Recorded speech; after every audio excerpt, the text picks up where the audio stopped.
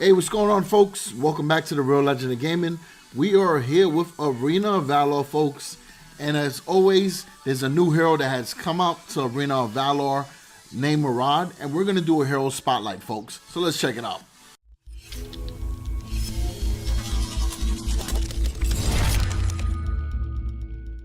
Alright, so folks, there's been so much hype around Murad. He's one of the best heroes in the game. And he's finally out in North America, so obviously he's new to us, and I gotta explain how awesome this character is. And then what I hope to follow up with the next content that I make is the top 5 warriors in the Arena of Valor, so be sure to look out for that as well. But as far as Murad the Wanderer is an assassin warrior. His role is mobility and finisher. We'll go into his skins. So this is standard skin right here. And then he also has the Outlaw, which is pretty cool, and something similar to Ryoma, where Ryoma has the Gunslinger. So I wonder if there's lore between the two. Maybe they were teammates or something. Who knows, right? Now, as far as the ultimate, it's called Temporal Turbulence. It's a physical attack. And basically, Murad enters a temporal rift, unleashing 5 attacks on enemies in the target area, dealing 150 physical damage per attack, and 50% of lifesteal effects apply for these attacks. Whoa, lifesteal, that's crazy. While in the temporal rift, Murad cannot be targeted and attacked. This ability can only be used after Murad's passive opens the seal, which will close again after use. Dang, that sounds real crazy. I'm gonna have to see what the passive does to be able to understand that better, but it sounds pretty sick. Physical damage, 50% of light spell effects apply, and while he's in the rift, he cannot be targeted or attacked. Pretty sick. Alright, so next ability is Another Dimension. It's a physical and control. Murad creates a distortion in space and time that deals 110 physical damage to all enemies in the distortion field. Also deals 180 physical damage to those entering or leaving the distortion field, and reduces their movement speed by 90% for 2 seconds. That's a whole lot. In addition, he lowers target armor by 100 for 3 seconds. Murad cannot be targeted or attacked while creating the distortion. Gosh, this guy's a beast.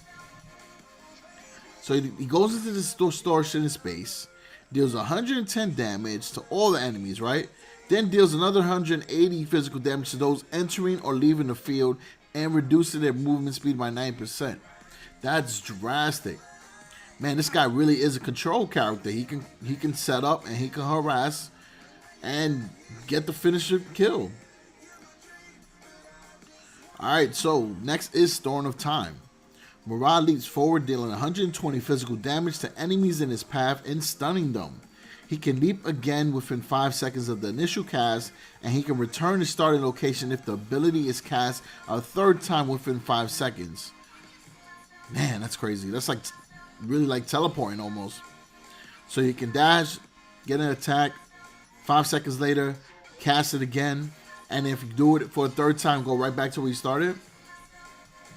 I gotta see this. I definitely want to see how this gameplay works. Now here goes the passive. On Murad's 4th consecutive normal attack within 3 seconds, ineffective against buildings, he gains 5% attack damage, and it releases the seal on Temporal Turbulence for 5 seconds.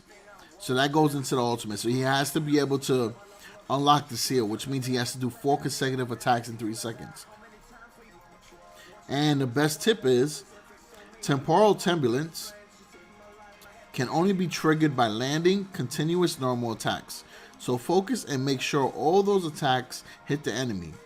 Triggering Murad's passive gives him a burst in damage output, so try not to be controlled when it's about to trigger. Now, another tip that I did read as well is with Murad, the trick really is to be able to you have to constantly be attacking something. So constantly attack the minions, constantly attack heroes. That way you can keep that passive continually moving. And then eventually you'll be able to open up the seal and do your ultimate. Alright, so excellent combo set. Let's check them out in action. Alright, cool. Let's get going. Alright, so we have to constantly be attacking in order to unlock the seal. 3, Oh, wow. That dashing ability is ridiculous. So you saw already we were able to dash twice. And if I would have tapped it again, I would have went back to my original spot. All right, so let's try to get the seal open, right? You got to constantly be attacking. So we open it up. My goodness. My goodness. Talk about incredible range. All right, so now let's get back to this. All right, let's see what the second ability does. So you see the rift?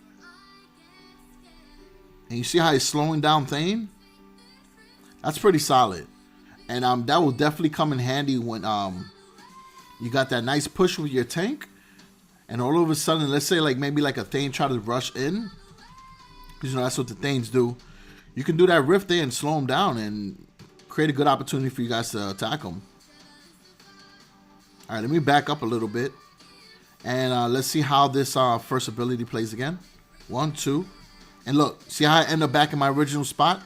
You got to be able to do 3 movements within a certain time period.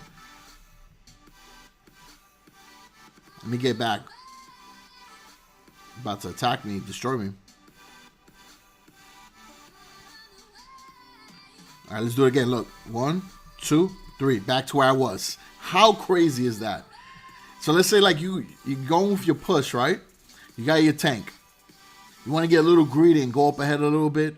1 hit, 2 hit, bang, right behind your tank again. And then just do it again. Because the cooldown will most likely kick in within a couple seconds and you're good. Now look, you got to constantly be hitting minions and then you unlock your rift. Which, you saw that?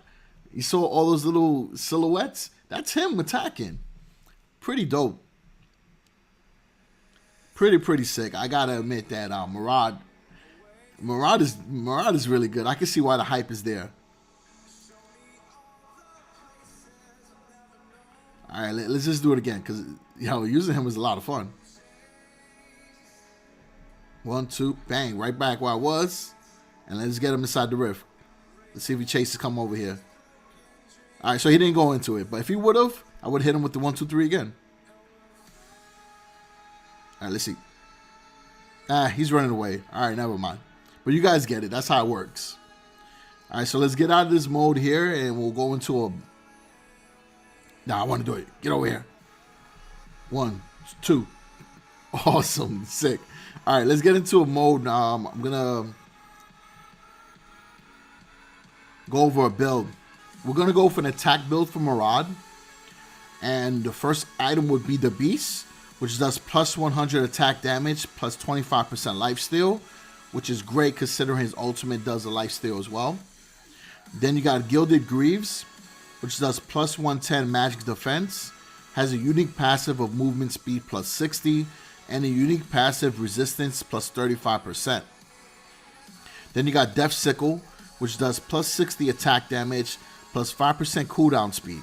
And the unique passive is Divine Intervention. Prevents damage from a potential killing blow, then increases movement speed by 20% for 1 second with a 90-second cooldown. This complements him really well because when he's in his turbulent stage, he's able to negate those attacks. He's not even attacked or targeted. So once he's out of that stage, this is good as well. Then you got Rank Breaker, which does plus 110 attack damage. Unique passive is Windwalk. Increases movement speed by 10% after exiting battle. Unique passive is Break. Increases armor pierce by 100 plus 10 per level. Then you got Muramasa, which is plus 70 attack damage, plus 10% cooldown speed. And then the unique passive is armor pierce plus 40%. This is a really aggressive attack build. Then you got Ancestral Glory. Plus 1000 max HP. Unique passive Resurrect. Revives wearer 3 seconds after death with 40% HP with a 3-minute cooldown. I like that. That's a pretty good build right there.